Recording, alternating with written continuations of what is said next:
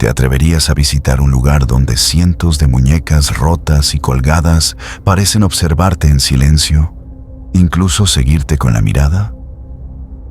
No es un set de película, ni una atracción creada por algún parque de diversiones. Es real y se encuentra en Xochimilco, Ciudad de México.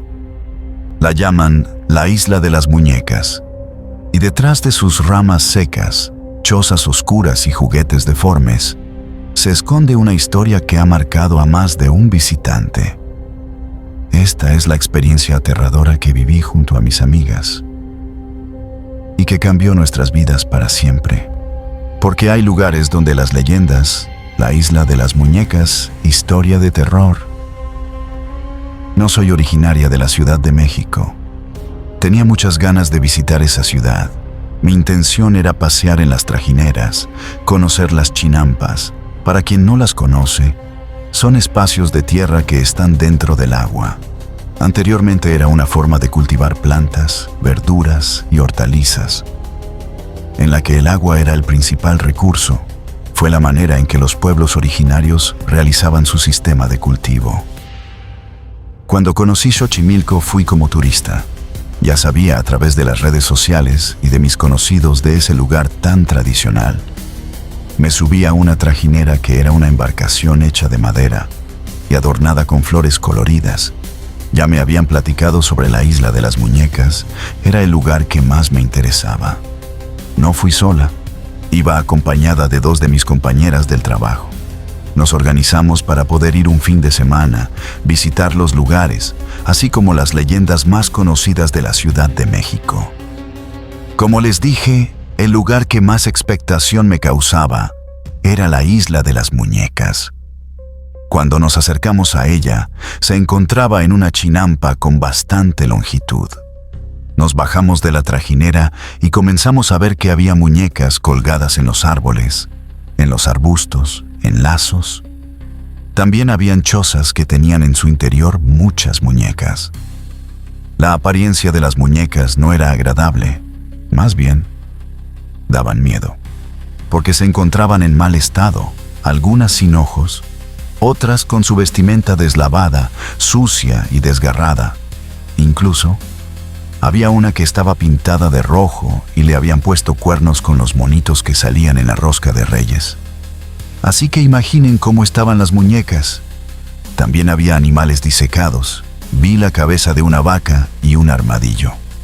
El guía de turista nos contó la leyenda de la Isla de las Muñecas. Quizás para muchas personas ya era muy conocida, pero para nosotras no. Se las cuento, para que se den cuenta de los hechos que después nos sucedieron. Dicha leyenda decía que en esa chinampa vivía un señor de nombre Julián. En una ocasión el hombre encontró a una niña en las orillas de su chinampa. Trató de reanimarla, pero no lo logró. La niña había muerto ahogada. Después de lo ocurrido, Julián sintió culpa por no haber podido salvar a la pequeña. Dicen que luego de su muerte, su espíritu comenzó a rondar por los lugares. Julián, para poder calmar el espíritu de ella, recogía de la basura a las muñecas. Lo hizo de esta manera porque no tenía los recursos económicos para comprarlas nuevas. Así fue como el lugar se llenó de tantos objetos. Mientras caminábamos por el lugar, vimos de todo tipo de muñecas. Les aseguro que ninguna estaba bonita, aunque todas estaban horribles. Hubo una en especial que me llamó la atención. De hecho, no solo a mí, sino a la gran mayoría de personas, porque de cierta manera la han convertido en una especie de entidad milagrosa que ha cumplido deseos a cambio de un pequeño tributo o regalo que se le deje. Esa muñeca tenía el nombre de Agustina. Estaba vestida con un vestido de color rojo, sentada en una trajinera pequeña que llevaba como nombre Xochimilco. Ahí le dejaban todo tipo de regalos, desde pulseras, flores o cualquier artículo que pudiera servir como obsequio. Me quedé durante un rato pensando cómo una muñeca pudiera tener la facultad de hacer milagros. Una de mis amigas, Martha, le tomó una foto. La vi muy entusiasmada. Creo que ella ya sabía sobre los poderes de la muñeca. porque iba preparada con un obsequio que compró antes de partir a Xochimilco. Martha ya sabía a lo que iba. No se fijó en las demás muñecas, al contrario. Buscó entre todas a Agustina. Cuando la encontró, le ofreció el regalo. Le habló en voz baja, sin que nosotras pudiéramos escuchar lo que le decía. Después de unos minutos, Martha se unió a nosotras. Le preguntamos qué le había dicho a la muñeca, pero ella no quiso decirnos nada. Continuamos nuestra visita en la isla. Noté a Martha muy emocionada. Estaba más bien eufórica. Me acerqué a ella para preguntarle si se encontraba bien. Ella me respondió que era un día inmejorable. Así continuamos con nuestro paseo. Mientras seguía observando las muñecas, me puse a pensar que esa idea de recolectar tantas muñecas había sido a partir de una situación espeluznante, ya que decían que el espíritu de la pequeña que murió seguía sin descansar. No comprendía el motivo por el que se había hecho tan popular. Más adelante, vimos otras chinampas en las que se veían objetos extraños. Le pregunté al guía de qué se trataba. Él me dijo que era brujería que las personas hacían en esos lugares por la noche. No me quise imaginar lo tétrico que se verán esas chinampas en la oscuridad. En ese momento que pasamos por ahí, no me dio tanto miedo, porque iba acompañada de varias personas. Además, el sol estaba en todo su resplandor, así que no me pareció terrorífico. Cuando salimos de Xochimilco, continuamos conociendo la ciudad. Le pregunté a mis amigas a dónde querían ir. Martha me respondió con tanta naturalidad que a cualquier lugar que fueran sería menos interesante que haber llegado allá a la isla de las muñecas. Le dije que a mí no me había gustado mucho. Me había imaginado otro tipo de espectáculo. En cambio, ella seguía emocionada. Después de visitar otros lugares turísticos, nos regresamos a la ciudad de Guadalajara. Cada quien tomamos un auto de alquiler y ahí nos despedimos. En el inicio de semana nos incorporamos a nuestras actividades laborales. Me llamó la atención no ver a Martha detrás de su escritorio. Alicia, mi otra amiga, me dijo que el jefe inmediato le había mandado llamar. Cuando Martha regresó de reunirse con él, venía con una sonrisa. Nos dijo emocionada que la habían movido de puesto. La habían ascendido como gerente regional, pero esto implicaba cambiar de residencia. Le pregunté si estaba de acuerdo en hacerlo. Respondió que no tenía ninguna objeción, así que en pocos días despedí a mi amiga, con la idea de vernos muy pronto en Toluca. Alicia y yo continuamos en nuestras respectivas actividades. En un principio, tratamos de estar en comunicación con Martha, pero cada día ella se distanció mucho. Ambas comprendimos que era por los nuevos retos que tuvo que enfrentarse. Preferimos darle su espacio. Después de varias semanas, recibí una llamada. Era de Martha. Me sorprendió que me llamara casi a las 12 de la noche. Ella me preguntó si estaba dormida. Le respondí que no, pero la verdad era que sí me había despertado. Pero como tenía tanto tiempo sin saber de ella, quise escucharla. Cuando oí su voz, casi no la pude identificar. Se oía tan diferente. Solo estaba segura de que era ella porque vi en el identificador que era su número. Le pregunté si se encontrara bien, pero solo se escuchó el silencio. Le dije que si necesitaba de mi ayuda, lo haría con mucho gusto. Después de otro silencio, ella comenzó a hablar. Me dijo que todo estaba muy bien. Solo necesitaba escuchar la voz de alguien de confianza. Poco a poco comenzó a platicarme lo bien que vivía al lado de su esposo y de sus hijos. Incluso, me dijo que también él había encontrado un buen trabajo. Sus hijos iban a un colegio privado. Martha siguió platicando con entusiasmo la nueva vida que tenía en Toluca. Luego de un rato de charla, se despidió y colgó. Me quedé confundida por la forma tan extraña en que lo hizo. Estuve un rato despierta tratando de asimilar los motivos que tuvo para comunicarse a esa hora. Al día siguiente, le comenté a Alicia sobre lo sucedido. Ella también me dijo que le había llamado por teléfono. Coincidía conmigo. Martha estaba rara. Así pasaron varios días sin volver a tener noticias de ella. Aunque Alicia y yo intentábamos comunicarnos con ella, no era posible. Solo cuando Martha decidía que quería hablar con nosotras, sucedía la llamada telefónica. Lo malo era que desde el primer día que me llamó, continuó hablando a esa misma hora.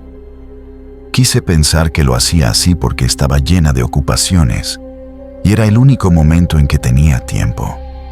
Cada vez que me sonaba el teléfono era lo mismo. Se quedaba ausente por unos minutos con una voz extraña. Enseguida, poco a poco entraba en confianza y comenzaba a platicar. Una de esas noches que me llamó fue distinta.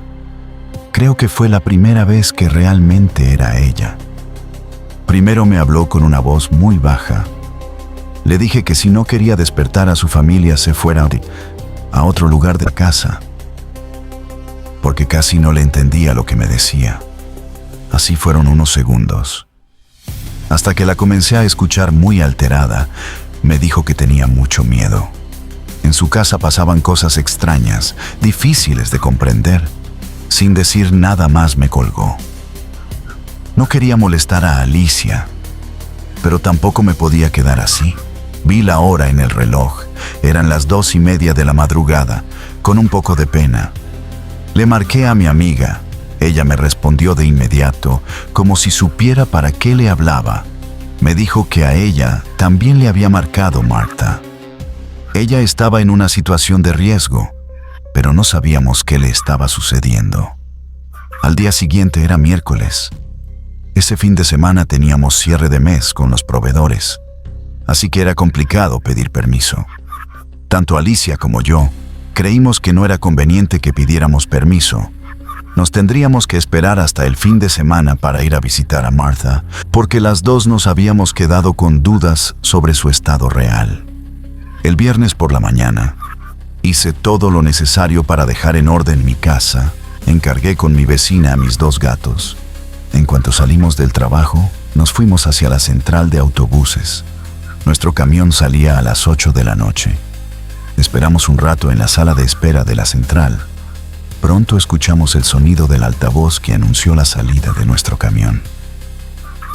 Alicia y yo nos sentíamos contentas por viajar de nuevo juntas, porque no lo habíamos hecho desde que fuimos a la Ciudad de México, aunque ahora las condiciones eran completamente distintas. Charlamos durante un rato, tratando de identificar cuál podría ser la posible situación de riesgo en la que se encontraba nuestra amiga. Las dos estuvimos de acuerdo que quizás había maltrato por parte de su esposo. Durante el trayecto del viaje, hubo un momento en que Alicia se quedó dormida. Traté de poner una película, pero no me gustó ninguna. Moví la cortina de la ventana para poder ver hacia el exterior. Escuché un ruido extraño, como si el autobús hubiese pisado algo grande. El chofer se detuvo. Nos avisó que iba a revisar de qué se trataba. Enseguida subió para decirnos que una de las llantas estaba ponchada. Nos dijo que alcanzó a ver un animal salvaje que intentaba cruzar la carretera. Cuando lo vio, trató de evitarlo, pero fue imposible evitar atropellarlo. Por desgracia, había muerto. Le dije al chofer que era necesario mover al animal de la carretera para que no fuera destruido por completo por los demás automóviles. Él estuvo de acuerdo. Otro de los pasajeros se ofreció a ayudarlo. Lo pusieron a un lado del acotamiento. El animal era bastante grande, por eso se había sentido el impacto tan fuerte. Era un extraño animal salvaje que tenía grandes colmillos. Su pelaje era grueso de color negro, muy oscuro. Cuando uno de los pasajeros levantó una de sus patas, tenía unas garras muy grandes.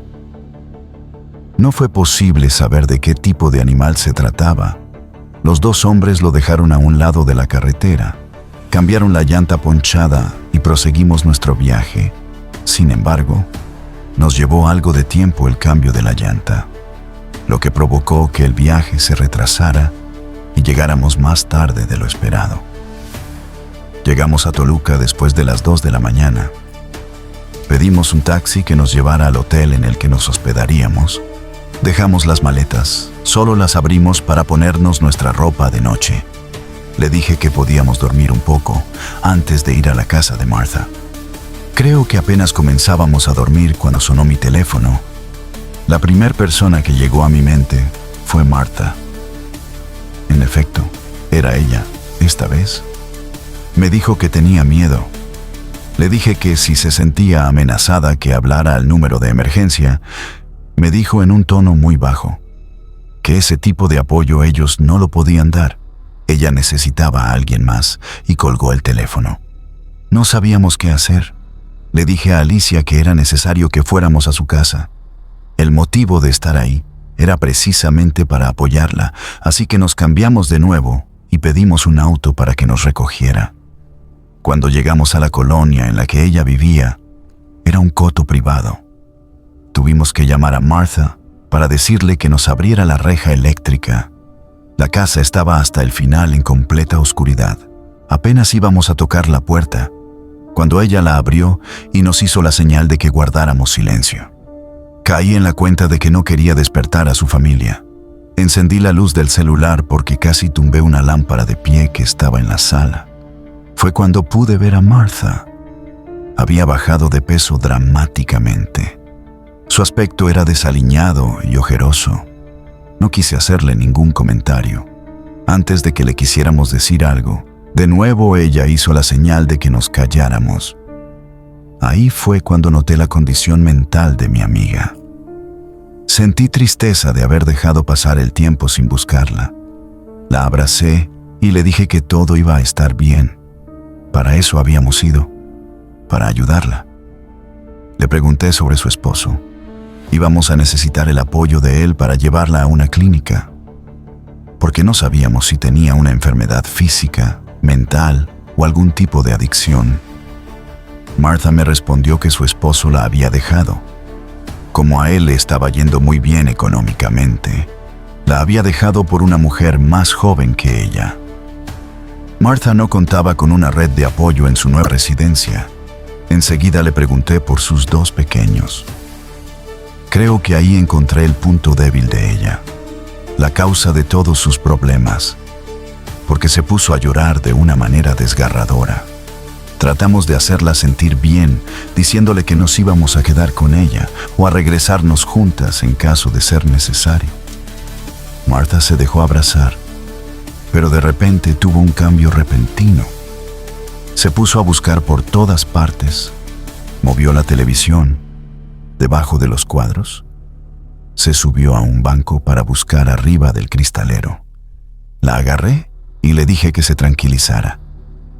Le pregunté dónde estaban sus hijos. Me apuntó con su dedo en una de las habitaciones, en la parte de arriba. Le dije que íbamos a subir. Ella se me quedó viendo con cara de terror. Me dijo que no lo hiciera y se fue a esconder detrás de un sillón. Le dije a Alicia que se quedara con ella. Yo subiría para ver cómo estaban los pequeños. La casa era grande y elegante. Las escaleras eran anchas. Comencé a subir mientras la madera crujía. Cuando estuve en la parte superior, comencé a oler algo fétido. Fue necesario que me cubriera la nariz, porque el tufo era muy fuerte. Conforme avancé hacia una de las habitaciones, una de ellas era la que tenía el olor más persistente. Al abrir la puerta de la habitación, me encontré con una escena macabra. Ahí estaban los 2 hijos de Martha. Aparentemente dormían. Me acerqué a los niños. Los 2 estaban pálidos. El más pequeño, en cuanto me vio, se abalanzó sobre de mí. Me dijo que ya no quería estar ahí. Le tenía mucho miedo a ella. Pensé que era a su madre.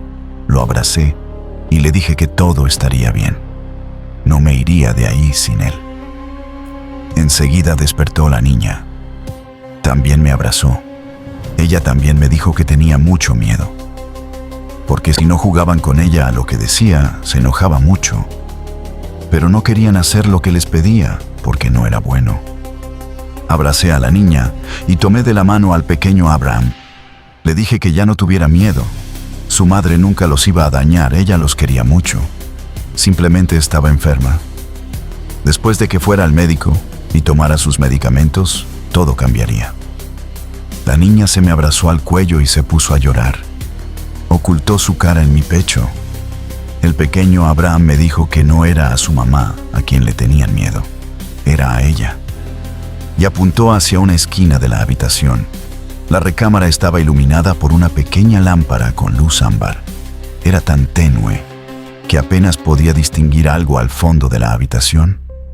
Le acaricié la cabeza a la pequeña, mientras le decía que ahí no había nadie. Estaba a punto de salir de la habitación, cuando la niña comenzó a llorar apuntando hacia el mismo lugar. No pude ver de qué se trataba, porque en ese mismo instante Martha comenzó a gritar, así que salí corriendo del lugar, con los dos pequeños conmigo. Bajé las escaleras con lentitud. No quería lastimar a ninguno de los niños. Abajo, Martha gritaba, mientras Alicia trataba de tranquilizarla, pero los gritos no cesaron. Gritaba al mismo tiempo que se cubría los oídos con sus manos, como intentando no escuchar nada, pero no se escuchaba ningún ruido. Le dije a Alicia que era necesario irnos de ese lugar. Le dije que pidiera un auto. Mientras recogía lo necesario para Martha y los pequeños, quise dejar a la niña sobre el sillón, para juntar lo indispensable e irnos del lugar. Pero la pequeña también comenzó a gritar y a llorar. Mientras apuntaba hacia la cocina, al fondo solo había oscuridad, pero pude percibir dos ojos que destellaban. Pensé que podrían ser los de un perro, porque parecía que era de estatura baja. La isla de las muñecas, historia de terror. La isla de las muñecas, historia de terror. Yo no quise entrar para ver de qué se trataba. Ya ni siquiera recogí ninguna pertenencia. Salimos del lugar. Martha se oponía a irse de la casa. Entre sus gritos y su histeria, solo alcancé a distinguir que si lo hacía ella o alguno de sus pequeños iban a morir. No le tomé importancia a su comentario, porque creí que era parte del proceso psicótico que tenía. Solo agarré las llaves para poder salir de la casa. El auto de alquiler estaba afuera de la cerca eléctrica. Alicia jalaba a Martha para que no se regresara, mientras que yo iba con los pequeños. Hubo un instante en que Martha se le soltó a Alicia. Intentó regresar a la casa. Cuando vi la fuerza que tuvo para soltarse, dejé a los pequeños sentados en la banqueta. Les dije que no se movieran de ahí. Entre Alicia y yo pudimos controlar a Martha. Para eso, ya varios de los vecinos se habían despertado. Salieron de sus casas para ver lo que sucedía. Pudimos calmar a Martha y abrir la reja. Agarré a los niños y nos dispusimos a salir. Cuando nos subimos al auto e íbamos hacia el hotel, respiré aliviada. Sentí que algo malo se había quedado atrás. Nos confiamos en que todo estaría bien. En un abrir y cerrar de ojos, Martha abrió la puerta del auto y se salió. En ese momento iba un auto del otro carril. El coche le pasó las llantas por la cabeza de mi amiga. Murió instantáneamente. Fueron tantas cosas en tan poco tiempo que hasta ahora no he podido procesar lo que ocurrió. Mi amiga murió. Pero por lo que dice el pequeño Abraham, todo comenzó a ocurrir por la presencia maligna de una niña pequeña. Era de menor estatura que los dos pequeños. A partir de esa presencia, comenzaron los eventos extraños. Este relato te dejó sin aliento. No te imaginas lo que viene. Suscríbete a Lema Terror y activa la campanita, porque lo más escalofriante apenas comienza.